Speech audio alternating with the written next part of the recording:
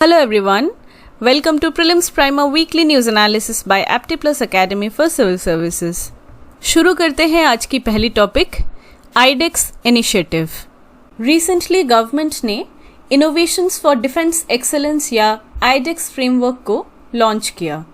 Innovations for defence excellence या iDEX एक central sector scheme है जिसे गवर्नमेंट 2021-22 से 2025-26 यानी अगले 5 साल तक चलाएगी. सेंट्रल सेक्टर स्कीम है, इसलिए इसकी पूरी जो फंडिंग है वो सेंट्रल गवर्नमेंट ही करेगी.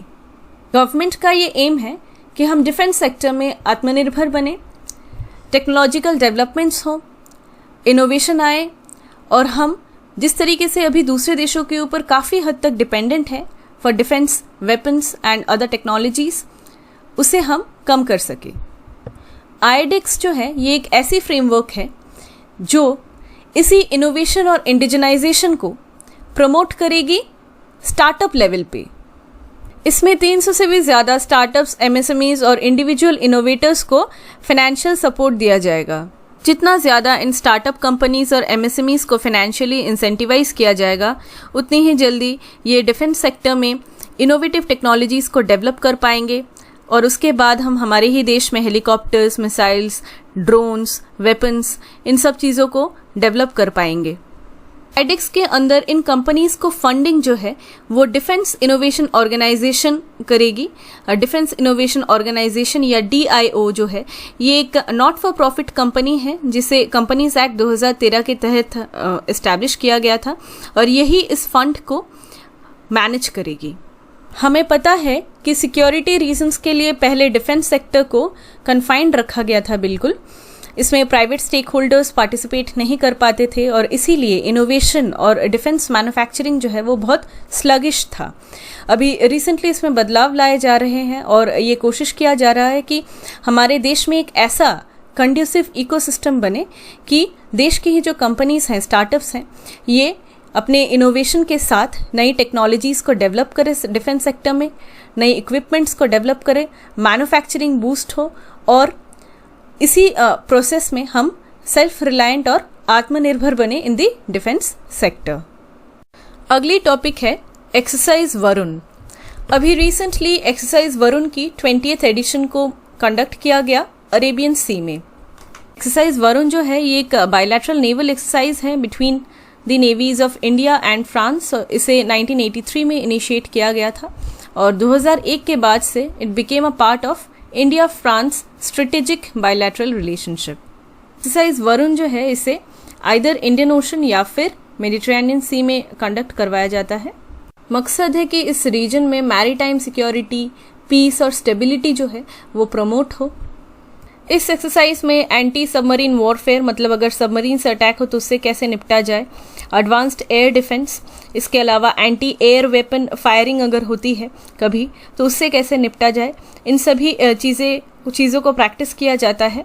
सो it basically strengthens the coordination between the two navies of India and France and this is extremely important for the maritime safety and security of the reason.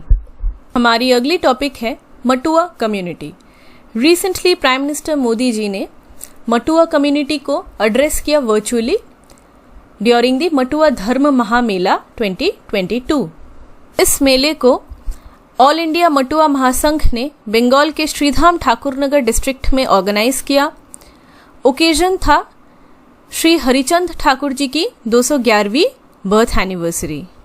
मटुआस जो है ये एक डिप्रेस्ड क्लास हिंदूज की sect है जिन्हें नाम शूद्रास भी कहा जाता है. ये एक शेड्यूल्ड कास्ट ग्रुप है जो ओरिजिनली ईस्ट पाकिस्तान से थे, लेकिन फिर बांग्लादेश के बनने के बाद 71 के बाद मटुआस जो है वो इंडिया में माइग्रेट हो गए और अभी बंगाल में इनकी एक साइजेबल पॉपुलेशन जो है मौजूद है.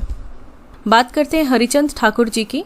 इनका जन्म ब्रिटिश इंडिया में हुआ इन द रीजन ओराकांडी जो अभी बांग्लादेश में है इन द ईयर 1812. ये एक पेजेंट फार्मर फैमिली से बिलोंग करते थे. Thakur community basically scheduled caste community है. हरिचंद ठाकुर जी ने वैष्णवाइट हिंदुइज्म का ही एक और सेक्ट को फाउंड किया था जिसका नाम है मटुआ.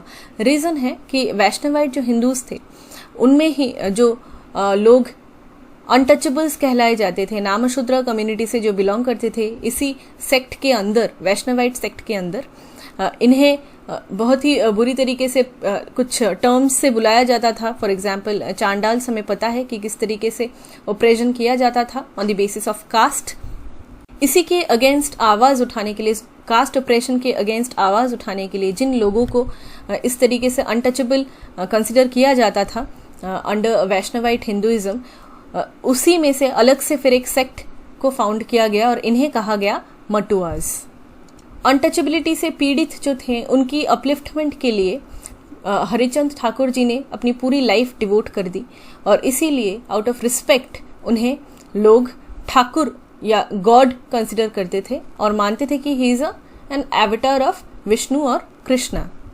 हरिचंद जी के मृत्यु के बाद उनके एक बेटे गुरुचंद ठाकुर जी ने एक इंग्लिश बैप्टिस्ट मिशनरी डॉक्टर के साथ कोलैबोरेट किया, एक साथ उन्होंने काम किया for the upliftment of this community और उन्होंने ये मेक श्योर किया कि इन्हें, इन लोगों को रिकैटेगराइज किया जाए एज नाम शूद्रस।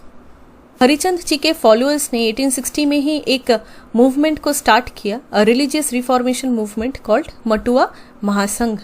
इस ऑपरेशन को रोकने के लिए इस मूवमेंट को स्टार्ट किया गया एंड कास्ट के लिए जो सोशल कॉन्फ्लिक्ट है इंडिया में, इसे रोकने के लिए हरिचंद जी ने एक फॉर्मूला बताया था कि, और उसी पे चलते हुए जो ये मटुआ महासंघ है वो बिलीव करते हैं इन स्वयं दीक्षिति, मतलब self realisation. In order to achieve salvation, in order to achieve the divinity, achieve God, you just have to chant the holy name। हमें पता है भक्ति मूवमेंट के दौरान भी ऐसे कई सारे सिंपल टेक्निक्स बताए गए थे by different reformers, religious reformers, और इसी से जो सोशल अपलिफ्टमेंट है ऑप्रेस्ड कम्युनिटीज़ का, ये मेक श्योर किया गया। अगली टॉपिक है प्लास्टिक वेस्ट इंपोर्ट बैन। हमें पता है कि पहले डेवलप्ड कंट्रीज जो है वो प्लास्टिक वेस्ट को डेवलपिंग कंट्रीज में डंप कर देते थे।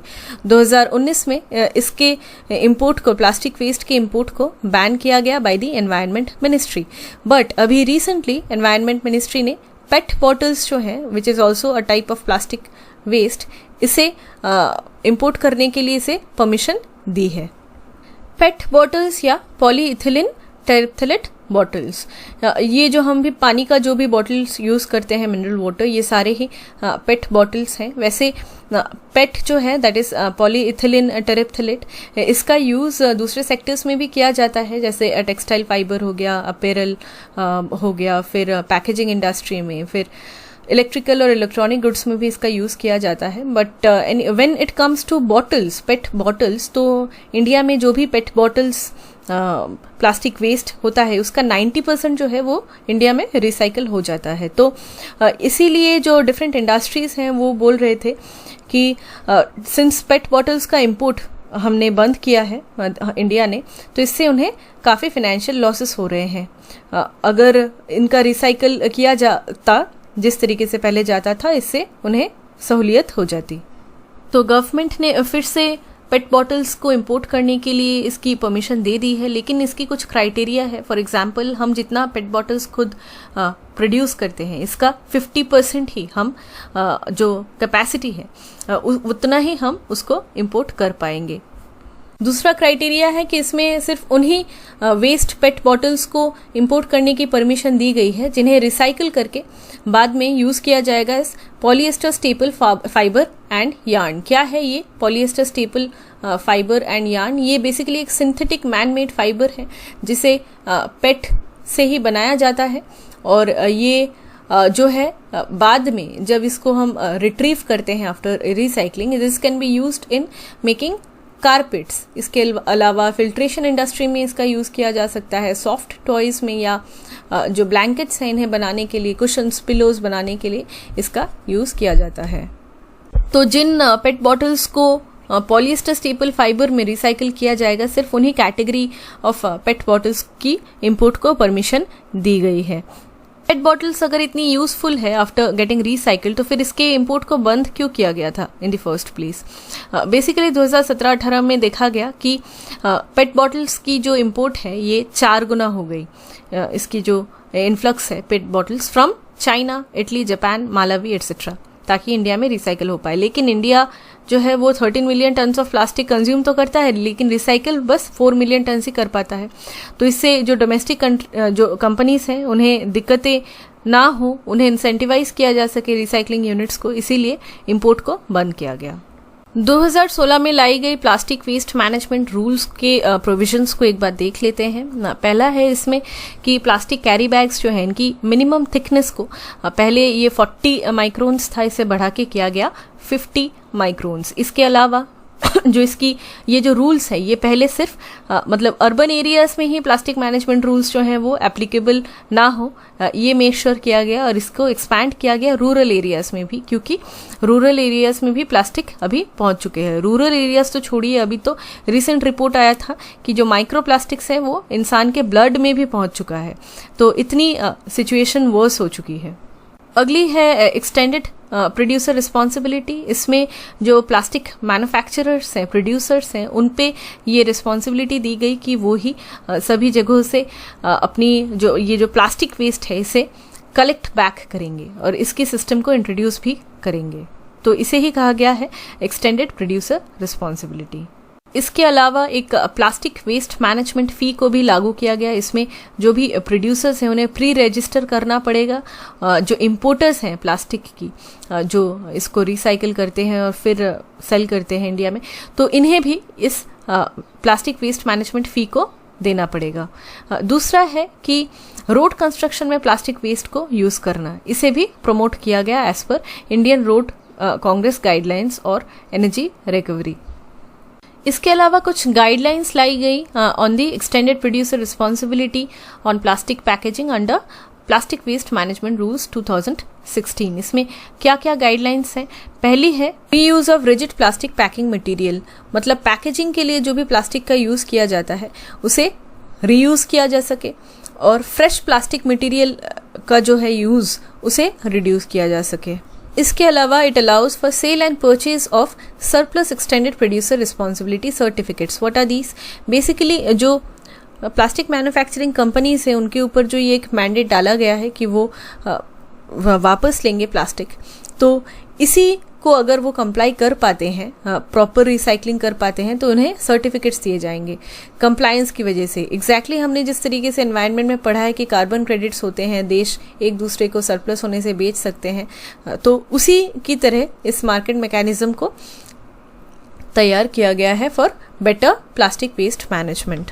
जो भी प्लास्टिक मैन्युफैक्चरिंग कंपनीज हैं या फिर प्लास्टिक वेस्ट इंपोर्टर्स हैं या ब्रांड ओनर्स हैं, इनकी जो एक्सटेंडेड प्रोड्यूसर रिस्पॉन्सिबिलिटी टारगेट्स हैं, EPR टारगेट्स, मतलब इतने प्लास्टिक्स इनको कलेक्ट बैक करने हैं, तो ये सारी रिस्पॉन्सिबिलिटीज जो टारगेट्स हैं इसके साथ अगर कंप्लायंस नहीं कर पाते हैं कंपनीज, तो इन्हें एक टैक्स देना पड़ेगा on the basis of polluter pays principal.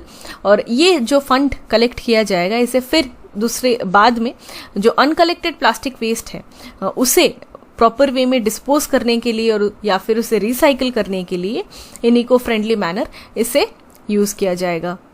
The next topic is IMEX 2022. Recently, Indian Ocean Naval Symposium Maritime Exercise 2022 को कंडक्ट किया गया अरेबियन सी में।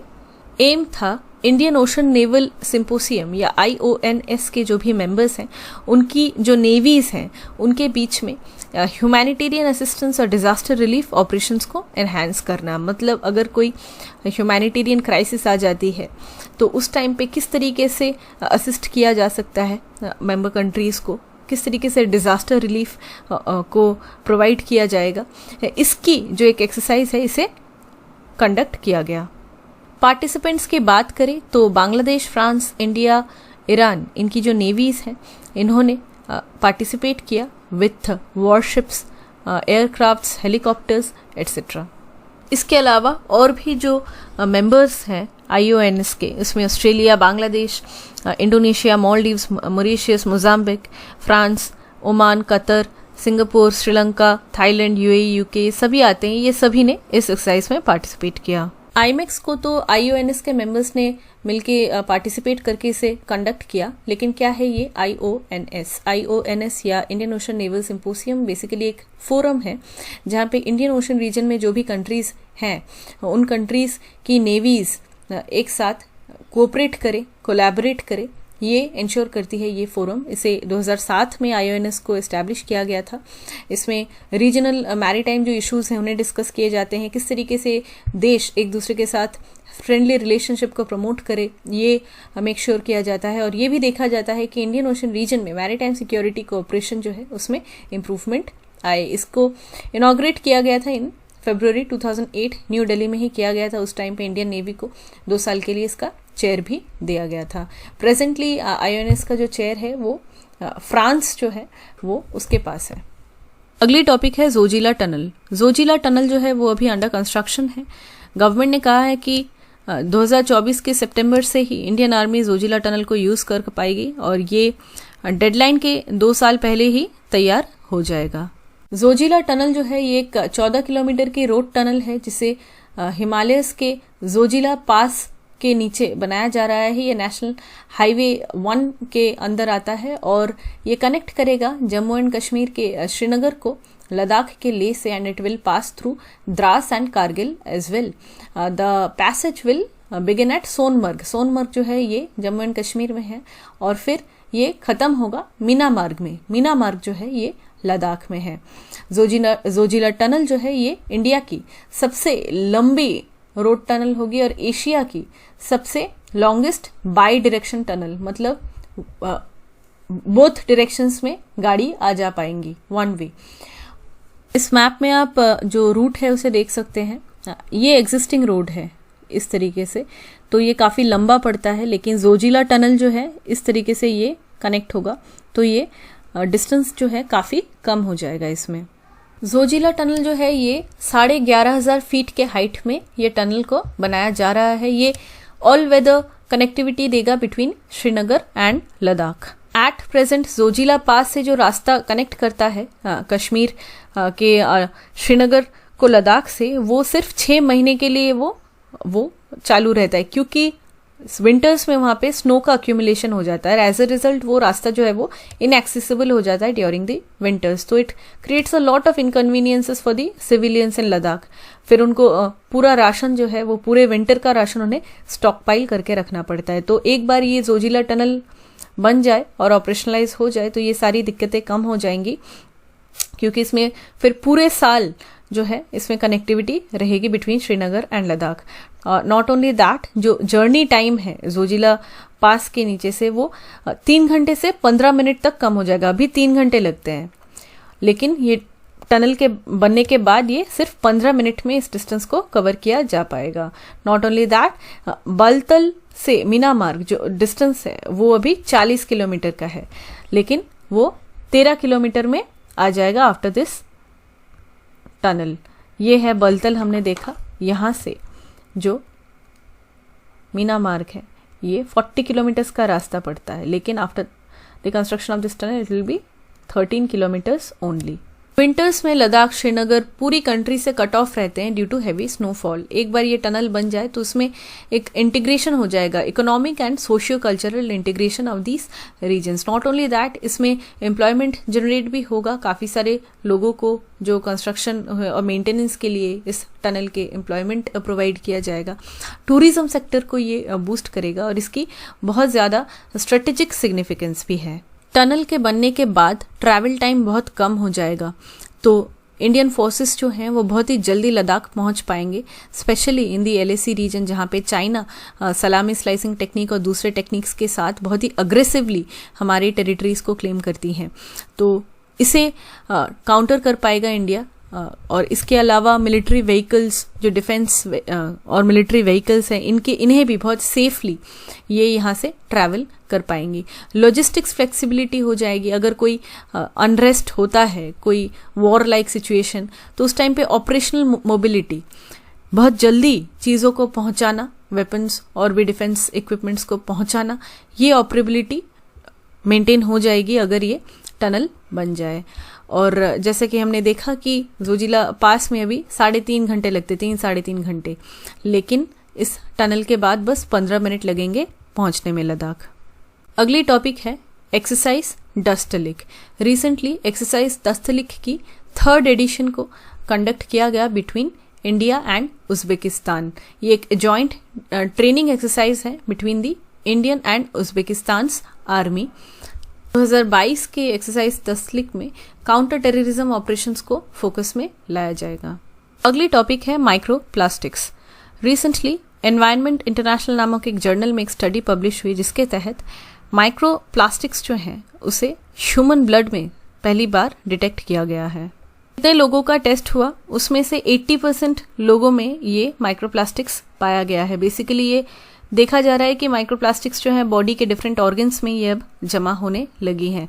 माइक्रोप्लास्टिक्स जो सैंपल्स मिले हैं उसमें से ये देखा गया है कि जो पेट प्लास्टिक हमने पढ़ा अभी थोड़ी देर पहले, जिसे कोल्ड ड्रिंक्स या फिर मिनरल वाटर के बॉटल्स को बनाने के लिए जो प्लास्टिक यूज की जाती है, ये tiny particles of these plastics, micro plastics जो हैं वो पाए गए हैं। इसके अलावा पॉलीस्टाइरीन जो पैकेजिंग फूड को पैकेज करने के लिए जिस प्लास्टिक का यूज किया जाता है, इसके भी पार्टिकल्स बॉडी में मिले हैं। इसके पहले हमने देखा था कि प्रेग्नेंट वुमेन के अंदर फीटस में भी माइक्रोप्लास्टिक्स पाए गए हैं। डेफिनेशन की बात करें तो माइक्रोप्लास्टिक्स जो हैं वो उन प्लास्टिक के टुकड़ों को बोला जाता है जिनकी साइज 5 मिलीमीटर से कम है, जिनकी लेंथ। और इन माइक्रोप्लास्टिक्स को डिटेक्ट करना बहुत डिफिकल्ट है क्योंकि जो बड़े प्लास्टिक्स हैं वो डिग्रेड होते होते छोटे स्मॉलर पीसेस में वो कन्वर्ट हो जाते हैं। इतने स्मॉल पीसेस हैं तो इन्हें डिटेक्ट करना भी बहुत डिफिकल्ट है। मेजर्स की बात करें तो गवर्नमेंट ने ये प्लेज किया है कि 2022 के अंदर ये सारे जो सिंगल यूज प्लास्टिक्स हैं इन्हें वो बैन कर देगी। इसके अलावा गवर्नमेंट ने सॉलिड प्लास्टिक वेस्ट के इंपोर्ट को तो बैन किया ही है। पेट बॉटल भी बैंड ही था। रिसेंटली हमने देखा कि पेट बॉटल के इंपोर्ट को फिर से परमिशन दी गई है। इसके अलावा इंडिया ने प्लास्टिक वेस्ट मैनेजमेंट रूल्स 2016 को पास किया, एक्सटेंडेड प्रोड्यूसर रिस्पॉन्सिबिलिटी को इंट्रोड्यूस किया और सारे जो सेंट्रल और स्टेट गवर्नमेंट ऑफिसेस हैं और जो पब्लिक सेक्टर यूनिट्स हैं उन्हें भी ये हिदायत दी गई है कि वो सिंगल यूज प्लास्टिक प्रोडक्ट्स को बिल्कुल ही प्रोहिबिट करें। तो ऐसे डिफरेंट और भी कई सारे मेजर्स गवर्नमेंट अभी ले रही है। अगली टॉपिक है सी ग्रास। रिसेंटली गवर्नमेंट कई सारे इनिशिएटिव्स ले रही है सी ग्रास को प्रोटेक्ट करने के लिए। क्या है सी ग्रास? ये बेसिकली फ्लावरिंग प्लांट्स हैं जो ओशन फ्लोर या समंदर के नीचे सी बेड में पाए जाते हैं। ये मराइन एंजियोस्पर्म्स हैं। एंजियोस्पर्म्स मतलब ऐसे प्लांट्स जो फ्लावर्स प्रोड्यूस करते हैं और ये इंटायरली सबमर्ज्ड रहते हैं पानी के नीचे। इसमें छोटे छोटे फूल होते हैं and they require sunlight for photosynthesis. मतलब ओशन बेड में है इसीलिए सनलाइट नहीं लगेगा ऐसा नहीं है, इन्हें सनलाइट की रिक्वायरमेंट होती है। इमेज में देख लीजिए एक बार, ये है सी ग्रास। जाहिर है सी ग्रास जो है वो ओशन बेड या ओशन फ्लोर में पाया जाता है तो सैंडी सबस्ट्रेट या मडी जो सबस्ट्रेट है यहाँ पे ये ग्रो कर सकता है। इसके अलावा ये रॉक्स में भी ग्रो कर सकता है। डिस्ट्रीब्यूशन की बात करें तो ये पूरे कोस्ट लाइन में मिलता है in the region of Gulf of Mannar, Palk Bay नीचे। इसके अलावा गल्फ ऑफ कच्छ में भी मिलता है ये, और लक्षद्वीप के जो आइलैंड्स हैं वहाँ पे भी ये सी ग्रास मिलता है, मतलब अरेबियन सी में, और अंडमान और निकोबार आइलैंड्स में भी सी ग्रास मिलता है। तो बे ऑफ बंगाल, अरेबियन सी, नीचे जो गल्फ ऑफ मन्नर रीजन है वहाँ पे भी सी ग्रास मिलता है। इम्पॉर्टेंट स्पीशीज की बात करें तो इसमें कई सारे आते हैं। सी काउ ग्रास आते हैं, needle sea grass, spoon sea grass, ribbon sea grass, ये सारे आते हैं। ये सभी गल्फ ऑफ मन्नर रीजन में बहुत ज़्यादा अबंडेंट थे पहले, लेकिन अभी रिसेंटली बहुत ज़्यादा ये थ्रेटेंड हो चुके हैं। सी ग्रास जो है वो both sexual and asexual method से ये रिप्रोड्यूस करता है। एक मराइन एनिमल है डगोंग, हमने इसके बारे में प्रीवियस सेशन में पढ़ा था। इसे सी काउ भी कहते हैं। ये बहुत ज़्यादा ग्रेस करते हैं ओवर दिस सी ग्रास, और लेकिन इतना ग्रेस करने के बावजूद सी ग्रास जो है वो रिकवर कर जाते हैं और फिर से वो ग्रो करने लगते हैं। The only reason is they can produce asexually. तो जहाँ से वो कट जाते हैं ये सी ग्रास, वहाँ से फिर से वो ग्रो करने लगते हैं from its nodes. Satellite data की बात करें तो इंडिया में सी ग्रास जो है ये 516 किलोमीटर स्क्वायर के एरिया में फैला हुआ है। और सी ग्रास जो है इन्हें इकोसिस्टम इंजीनियर्स भी बोला जाता है। इनका कई बहुत ज़्यादा इंपॉर्टेंट रोल है। ये कार्बन को जो है वो सिक्वेस्ट्रेट कर लेते हैं। इसके अलावा फिशिंग कम्युनिटीज़, फिश कम्युनिटीज़ जो हैं, फिशेस, ये यहाँ पे शेल्टर के हिसाब से सी ग्रास को यूज़ करते हैं। और इसके अलावा तो हम जानते ही हैं कि डुगोंग जो है सी काउस, ये मराइन मैमल्स जो हैं इसके ऊपर डिपेंड करते हैं फॉर देयर फूड।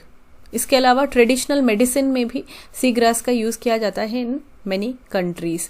इसके थेरेप्यूटिक पर्पसेस हैं, वुंड हीलिंग में, फीवर, स्टमक एक्स, इन सब में इसका यूज़ किया जाता है। इसके अलावा जो बायोमेडिकल एप्लीकेशंस हैं, दवाई की कंपनियां इसे यूज़ करती हैं for anti cancer, anti diabetic, anti inflammatory, anti fungal, anti bacterial, anti viral जो ड्रग्स हैं इन्हें बनाने के लिए। तो जाहिर है बहुत ही यूज़फुल है। इकोसिस्टम इंजीनियर्स कहा जाता है सी ग्रासेस को, because they provide many ecosystem services. इसमें वाटर क्वालिटी को मेंटेन करना, क्लीन रखना, ये बहुत इंपॉर्टेंट एक रोल है सी ग्रास का। वो क्या करती हैं कि पानी में जो भी सस्पेंडेड पार्टिकल्स हैं और सेडिमेंट्स हैं, इन्हें ये ट्रैप कर लेती है और इससे पानी की जो क्लैरिटी है वो बढ़ जाती है। न्यूट्रिएंट्स को वो फिल्टर करती है, क्योंकि जो भी इंडस्ट्री से जो गंदा जो इफ्लुएंट है पानी, ये सब जो जाता है सी में, ये इन चीज़ों को फिल्टर करती है सी ग्रास। तो इसीलिए जो कोरल रीफ्स हैं जो बहुत ज़्यादा सेंसिटिव हैं पोल्यूशन से, ये बहुत ज़्यादा अफेक्टेड हो जाते हैं, इससे प्रोटेक्ट करती हैं सी ग्रासेस। और सी ग्रासेस जो है अगर नहीं रहती तो वेव एक्शन बहुत ज़्यादा रहता, मतलब ओशन करंट बहुत ज़्यादा रहता। इसके अलावा स्टॉर्म्स होने की संभावना भी बहुत ज़्यादा रहती अगर सी ग्रास नहीं होते तो। Fish, octopus, shrimp, oysters, crabs, sea urchins, clams, ये सभी जो है ये सी ग्रास को अपना हैबिटेट बना के रखती है। So they are rightly called the lungs of the sea, because sea grass जो है वो बहुत ज़्यादा ऑक्सीजन को रिलीज करती है थ्रू फोटोसिंथेसिस। कुछ एंडेंजर्ड मैरिन ऑर्गेनिजम्स, जैसे इन मराइन ऑर्गेनिजम्स में डगोंग आता है, ग्रीन टर्टल, ये सारे ही ग्रेस करते हैं सी ग्रास को। इसके अलावा कुछ माइक्रो ऑर्गेनिजम्स भी हैं जो सी ग्रास के ऊपर डिपेंडेंट है फॉर इट्स न्यूट्रिएंट्स। हर साल सी ग्रासेस जो हैं वो 83 मिलियन टन्स ऑफ कार्बन को ऑब्जॉर्ब कर लेती हैं एटमॉस्फेयर से। तो ट्रॉपिकल जो रेन फॉरेस्ट्स हैं, हमें पता है कि वो कार्बन को कैप्चर करती हैं, लेकिन उससे 35 गुना ज़्यादा स्पीड में सी ग्रासेस जो हैं वो एटमॉस्फेयर से कार्बन को कैप्चर कर लेती हैं। इतनी इंपॉर्टेंस होने के बावजूद सी ग्रास जो है वो डिक्लाइन कर रहे हैं across the world at the rate of 2 to 5% annually. Last 10 years में 30,000 स्क्वायर किलोमीटर से भी ज़्यादा सी ग्रास जो हैं वो ख़त्म हो गए। इसके पीछे नेचुरल रीजंस हैं, नेचुरल डिस्टर्बेंसेस हैं और ह्यूमन डिस्टर्बेंसेस भी हैं। नेचुरल डिस्टर्बेंसेस में जो स्टॉर्म्स होते हैं और ग्रेजिंग होती है, ये है। दूसरी है ह्यूमन डिस्टर्बेंसेस, इसमें मैकेनिकल डिस्ट्रक्शन होता है, हम ओवर फिशिंग करते हैं, ये एक मेजर रीज़न है। इसके अलावा सिल्टेशन, ट्रॉलिंग, फिश पकड़ने के लिए जो ट्रॉलर्स का यूज़ किया जाता है, पोल्यूशन, ये सारे ही रीजंस हैं for the behind the deterioration of sea grasses. ये टॉपिक है बुखारेस्ट 9। कॉन्टेक्स्ट इंपॉर्टेंट नहीं है। क्या है बुखारेस्ट 9? बेसिकली ये 9 नेटो कंट्रीज़ का ग्रुप है। ईस्टर्न यूरोप में ये सारी कंट्रीज़ आती हैं जो यूएस लेड मिलिट्री अलायंस जो है, जो बनाया गया था कोल्ड वॉर के बाद, इस मिलिट्री अलायंस के पार्ट है। बुखारेस्ट 9 को जो है B9 भी कहा जाता है। इस ऑर्गेनाइजेशन को 2015 में से बनाया गया and it took its name from Bucharest which is the capital of Romania. Significance क्या है B9 की? B9 में जो कंट्रीज आती हैं ये मेक श्योर करती हैं कि ये एक साथ कंसल्टेशन और डायलॉग प्रोसेस को और भी डीपन करे, ताकि नेटो मेंबर कंट्रीज के ऊपर अगर कोई सिक्योरिटी के इश्यूज आते हैं तो उसमें ये प्रिंसिपल ऑफ सॉलिडारिटी को मेंटेन करे और इसी के साथ कंप्लाई करे। कंपोजिशन की बात करें तो इसमें रोमानिया, पोलैंड, हंगेरी, बुल्गारिया, सेक republic, Slovakia, Estonia, Latvia, Lithuania आते हैं। इस्टोनिया, लातविया, लिथुआनिया ये बाल्टिक रिपब्लिक्स हैं, हमें पता है। तो सभी जो मेंबर्स हैं B9 के, ये बुखारेस्ट 9 या B9, ये जो है ये यूरोपियन यूनियन के पार्ट है और नेटो के पार्ट है, दोनों के ही पार्ट है। B9 कंट्रीज ने, रशिया ने जो इन्वेड किया है यूक्रेन के ऊपर, इसका बहुत ही ज़्यादा क्रिटिसिज्म किया है और ये क्रिटिसिज्म आज नया नहीं है। It has been critical of Russia and it's aggression against Ukraine since 2014, जब डॉनबास रीजन जो है यूक्रेन के, वहाँ पे अनरेस्ट शुरू हुआ और रशिया ने क्रिमियन पेनिनसुला को अनेक्स कर लिया था 2014 में। तभी से B9 कंट्रीज जो हैं वो काफ़ी ज़्यादा क्रिटिकल है रशिया के अगेंस्ट। अगली टॉपिक है नई मंजिल scheme. Recently ministry of minority affairs ने लोकसभा को इन्फॉर्म किया कि कई सारे स्टेप्स लिए गए हैं नई मंजिल स्कीम के अंदर। क्या स्टेप्स लिए गए हैं वो इम्पोर्टेंट नहीं है, स्कीम के बारे में पढ़ते हैं। स्कीम जो है ये एक इनिशिएटिव है जिसे 2015 में लॉन्च किया गया था। तो बेसिकली माइनॉरिटीज़ के लिए ही ये स्कीम है, specially for the youth who do not have formal school leaving certificates, या फिर जो ड्रॉप आउट्स हैं उनके लिए, या फिर जो कम्युनिटी एजुकेशन इंस्टीट्यूशंस या मदरसेस में पढ़ते हैं उनके लिए ये स्कीम स्टार्ट की गई। इस स्कीम में फॉर्मल एजुकेशन प्रोवाइड की जाती है, स्किल्स प्रोवाइड किए जाते हैं, ताकि माइनॉरिटी कम्युनिटीज़ के जो भी स्टूडेंट्स हैं, जो भी यूथ हैं, उन्हें बेटर एम्प्लॉयमेंट अपॉर्चुनिटीज़ मिल सके, उन्हें लाइवलीहुड उनका इंश्योर हो सके इन ऑर्गेनाइज्ड सेक्टर।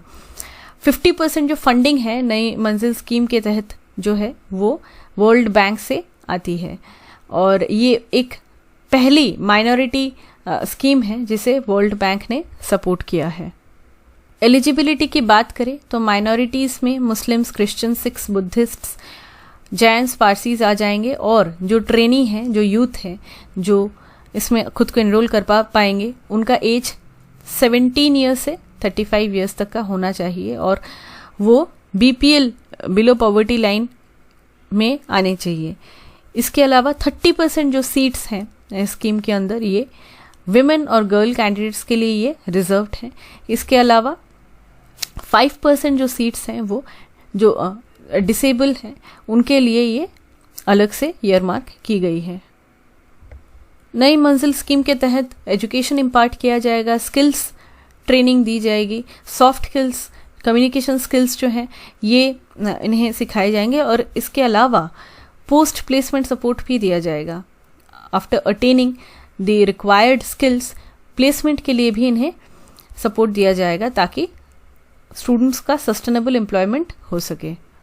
अगली टॉपिक है बमियान बुद्धास। रिसेंटली अफगानिस्तान में तालिबान ने कहा है कि ये मिस अनियाक में जो बुद्धा स्टैच्यूज हैं उन्हें प्रोटेक्ट करेंगी। अफगानिस्तान के बमिया में जो वर्ल्ड की सबसे टॉलेस्ट बुद्धास थी उन्हें तो तालिबान ने एक्सप्लोसिव से, रॉकेट से उड़ा दिया। फिर अचानक ये क्यों बोल रहे हैं कि मिस अनियाक के बुद्धास को ये प्रोटेक्ट करेंगे? क्या रीज़न है चेंज ऑफ हार्ट का? कुछ चेंज ऑफ हार्ट नहीं है। बेसिकली मिस अनियाक रीजन में कॉपर माइंस है और यहाँ पे चाइनीज इन्वेस्टमेंट्स की संभावना है, तो इसीलिए इन्होंने ये अभी डिसीजन लिया है कि मिस अनियाक के बुद्धास को ये प्रोटेक्ट करेंगे। बात करते हैं बमियान बुद्धास की। बमियान बुद्धास को 5th सेंचुरी AD में बनाया गया था और ये वर्ल्ड की टॉलेस्ट बुद्धास थी। इसमें इसकी जो स्टाइल है ये एक कॉन्फ्लुएंस थी between the Gupta, Sasani and Hellenistic artistic style. हमने ये आर्ट एंड कल्चर में पढ़ा है कि ये तीनों जो स्टाइल्स हैं इनकी कॉन्फ्लुएंस थी बुद्धा, बमिया बुद्धास। इसमें दो जो स्टैचूज थे, सलसल और शमामा, जिसे लोकल्स इसी नाम से बुलाते थे, एक था 55 और एक दूसरा था 38 मीटर्स के हाइट का और कहा जाता था कि एक मेल है एक फीमेल है। सलसल जो है that means light shines through the universe और शमामा मीन्स क्वीन मदर। बमियाँ जो है ये सिचुएटेड है हिंदू कुश माउंटेन्स में, अफगानिस्तान के सेंट्रल हाईलैंड्स के हिंदू कुश माउंटेन्स में बमियाँ जो है वो सिचुएटेड है। And this is along the line of the Bamiyan river which was once upon a time an integral part of the Silk Road. Okay, and Buddhist जब कुशान एम्पायर का स्प्रेड हुआ तो it really acted as a booster. तो बमियाँ जो है वो एक major trade, cultural और रिलीजियस सेंटर बन चुका था। और चाइना, इंडिया, रोम, ये सारे ही इस पैसेज को यूज करते थे during the times of Kushans. अगली टॉपिक है विनय समरस्य योजना। रिसेंटली कर्नाटका ने विनय समरस्य योजना को लॉन्च किया। एम है अनटचेबिलिटी को इरेडिकेट करना। This N irony, 21st century में अभी भी अनटचेबिलिटी जैसी चीज़ें हैं। इस स्कीम के तहत कर्नाटक गवर्नमेंट जो है ये स्टेट के हर एक ग्राम पंचायत में एक अवेयरनेस प्रोग्राम चलाएगी इन ऑर्डर टू एंश्योर कि अनटचेबिलिटी को इरेडिकेट किया जा सके। अगली टॉपिक है येमेन। रिसेंटली सऊदी अरेबिया ने येमेन के हाउथीस के अगेंस्ट एक ऑपरेशन चलाया उन्हें रोकने के लिए, क्योंकि हाउथीस जो हैं वो येमेन के सना और हुडेडा में जो भी ऑयल फैसिलिटीज़ हैं यहाँ पे एयर स्ट्राइक्स कर रहे थे। तो इन ऑयल फैसिलिटीज़ को बचाने के लिए and to protect the global energy sources Saudi ने ये ऑपरेशन चलाया। येमेन कहाँ है ये देखते हैं।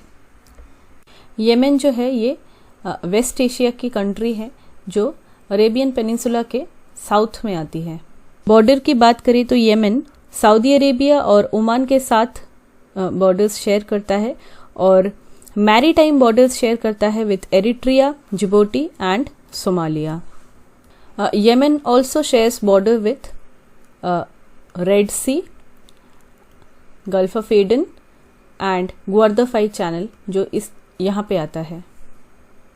येमेन की सबसे लार्जेस्ट सिटी और उसकी कैपिटल है सना। इसके अलावा इसके कई सारे आइलैंड्स हैं येमेन के रेड सी में, जैसे कि हनीश आइलैंड्स, कामरन, पेरिम आइलैंड और सोकोत्रा। ये सोकोत्रा आइलैंड भी येमेन का है। ये अरेबियन सी में है लेकिन ये येमेन का है और सोकोत्रा ही सबसे बड़ा आइलैंड है। एक वॉल्केनिक आइलैंड भी है येमेन का जिसका नाम है जबल अल तैर।